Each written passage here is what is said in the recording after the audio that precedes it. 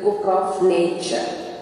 Jawaharlal Nehru. Let's start.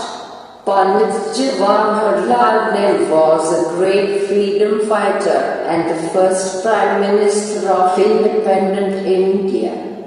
He was a very good writer as well. The discovery of India, glimpses of world history and autobiography are some of his noted works.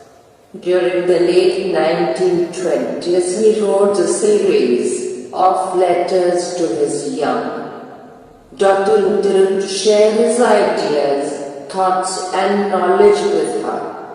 These letters were later compiled into a book titled Letters from a Father to His Daughter. The present text is an excerpt from the book. Let's share. Let's read Unit 1.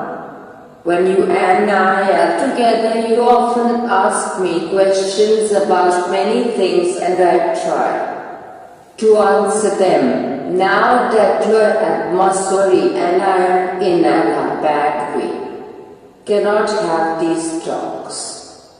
I am therefore going to write to you from time to time short accounts of the story of our earth and the many countries, great and small, into which it is divided.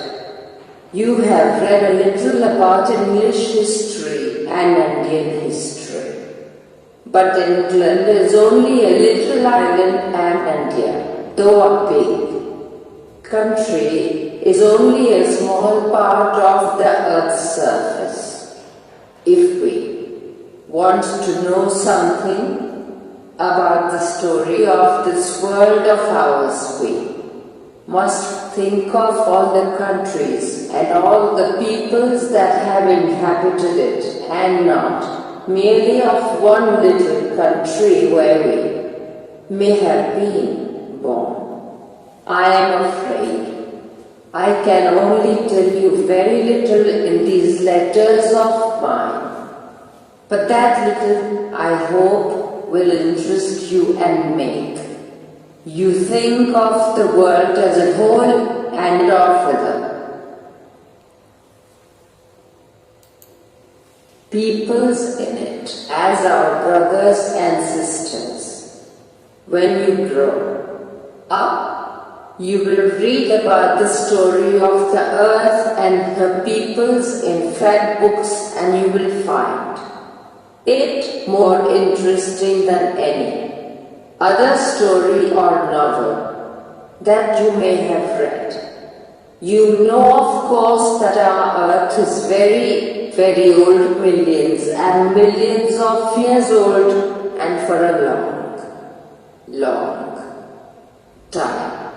There were no men or women living in it. Before the men came, there were only animals, and before the animals, there was a time when no kind of life existed on the earth. It is difficult to imagine this world of ours, which is so full today of all kinds of animals, and men to be without them, but scientists and those who have studied and thought a great deal about these matters tell us that there was a time when the earth was too hot for any living being to live on it, and if we read their books and study the rocks and the fossils, the remains of old animals, we can ourselves see that this must have been. Let's continue Unit 2. You read history in books. But in old times, when men did not exist, surely no books could have been written. How then can we find out what happened then? We cannot merely sit down and imagine everything. This would be very interesting, for we could imagine anything we wanted to and would thus make up the most beautiful fairy tales.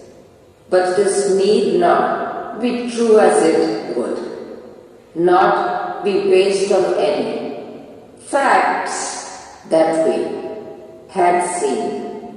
But although we have no books written in those far-off days, fortunately we have some things which tell us a great deal, as well almost as a book would.